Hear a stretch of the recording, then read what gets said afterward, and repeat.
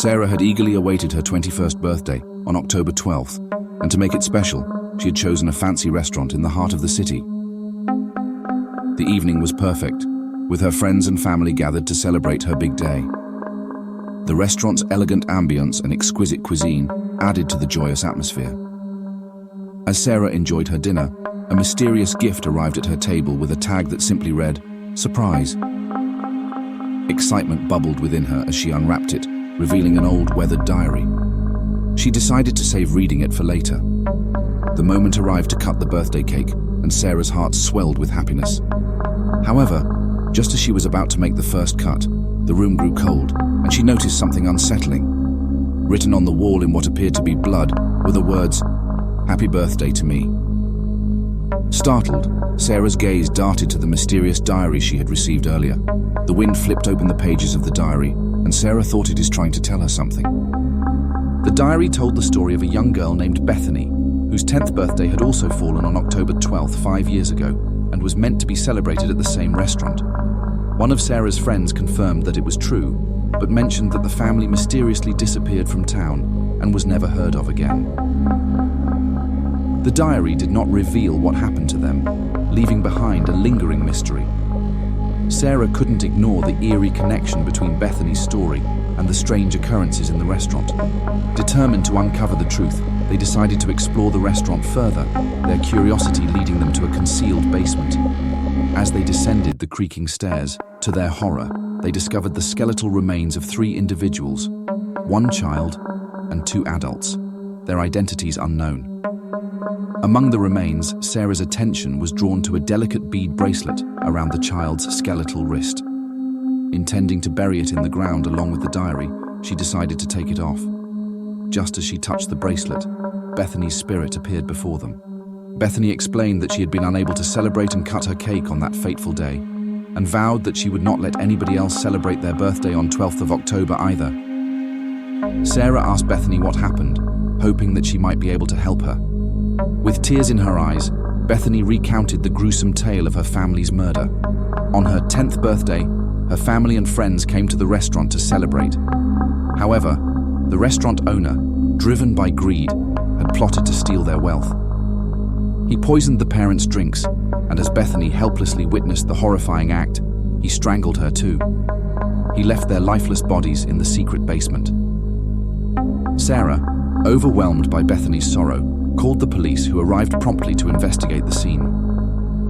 They apprehended the restaurant owner and discovered the evidence needed to bring him to justice.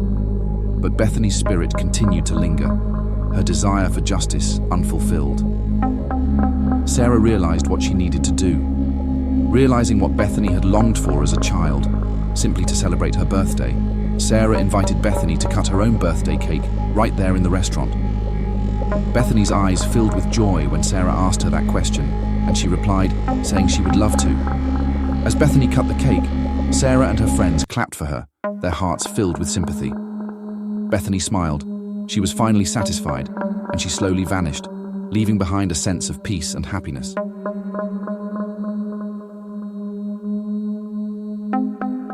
Once upon a time, there was a kid named Tommy, a real puppet enthusiast. His 8th birthday was coming up, and his parents wanted to make it the bash of the year. They rented out this old grand theatre and decided to hire Mr. Loomis, a puppeteer famous for his amazing marionettes. Now, Mr. Loomis, he had a strange backstory. He used to be a struggling artist, trying to make it big in the puppetry world. But that ambition of his led him down a dark path. Desperate for fame and recognition, he got hold of this ancient and spooky book called the Book of Puppetry Arcana. It had secrets, the kind that could make puppets more than just wooden dolls. That's where the trouble began. Mr. Loomis stumbled upon a puppet, a malevolent one named Mr. Giggles. This puppet had a sinister aura about it, a creepy grin and eyes that seemed to follow you wherever you went. Mr. Loomis was drawn to it, almost like it had a hold over him. As time passed, Mr. Giggles started to change. It became more lifelike, but not in a good way. It was as if the puppet had soaked up all the darkness from those forbidden rituals Mr. Loomis had tried from that ancient book. Mr. Giggles became pure evil, cunning, and malicious.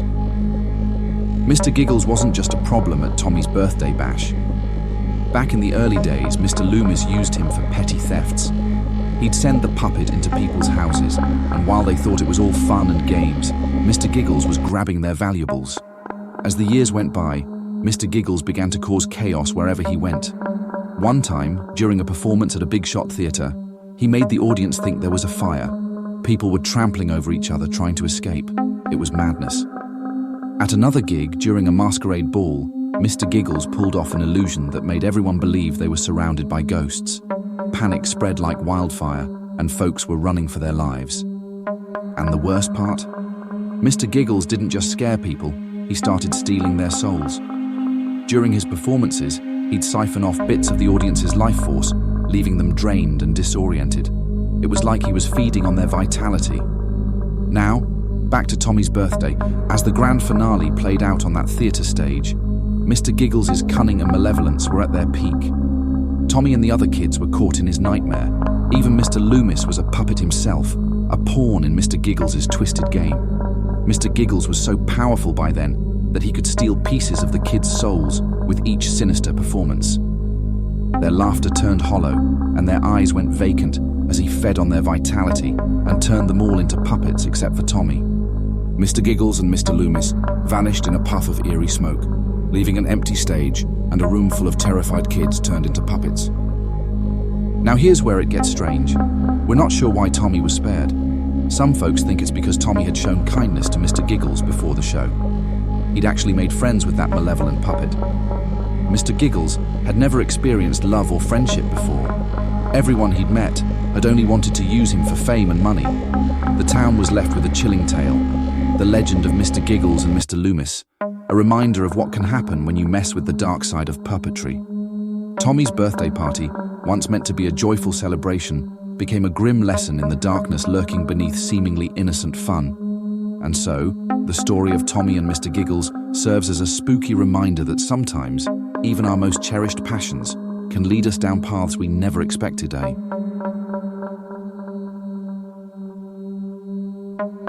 Abby's 16th birthday had been a cheerful affair, with laughter, cake, and the company of her closest friends. The atmosphere in her cozy home was one of joyful. Emma, Joe, Lily, Jasmine, Grace, Mila, and the newcomer Olivia had all gathered to celebrate. Abby had thought inviting Olivia was a kind gesture, a chance for the new girl to make friends and feel welcome. As the evening progressed, they decided to capture the memories with an old Polaroid camera. They arranged themselves for a group photo, smiles plastered on their faces, and the flash went off. Excitement bubbled as they eagerly awaited the print to develop. But when the photo appeared, something was terribly wrong. Olivia wasn't there. Panic began to seep in as they realized that she was present in the frame when the photos were taken, yet she was mysteriously missing from the prints. Abby's parents were away for the night, giving the teenagers some freedom and space, but now they wished for the reassuring presence of adults. They began to murmur nervously, trying to rationalize the situation, but their voices quivered with fear. Then, Olivia understood that her secret had been discovered. With an eerie calmness, said, "You girls know, don't you?" The girls, trembling with anxiety, felt a growing sense of dread and tried to escape. But Olivia, with her powers, shut the doors and windows, so they had to give in and found no choice but to listen. "I will not hurt you," she said. "I'm only here to find my friend. We got separated at the fun fair." She then went on to explain that she has been searching for her best friend, someone she had lost in a tragic stampede at a fun fair years ago. They had been inseparable, and the chaos of that night had separated them forever.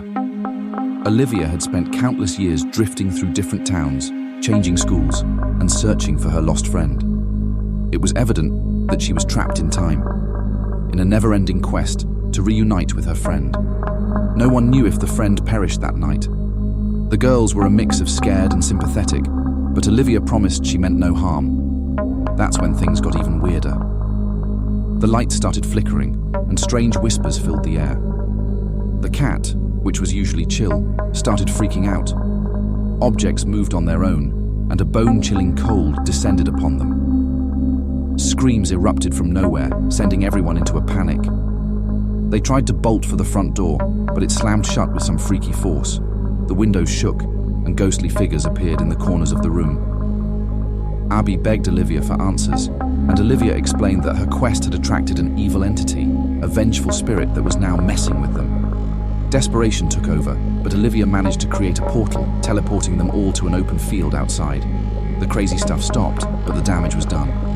Olivia warned them to stay cautious because that vengeful spirit could still be out there, causing trouble. With that, Olivia said goodbye and vanished into the night, leaving Abby and her friends with a birthday party they'd never forget. Thank you for being part of our horror haunt. Don't forget to subscribe for more spooky tales. If you enjoyed this video, give it a thumbs up and share it with fellow thrill seekers. Comment below and let us know which stories you'd like to hear in the future. Until next time, take care.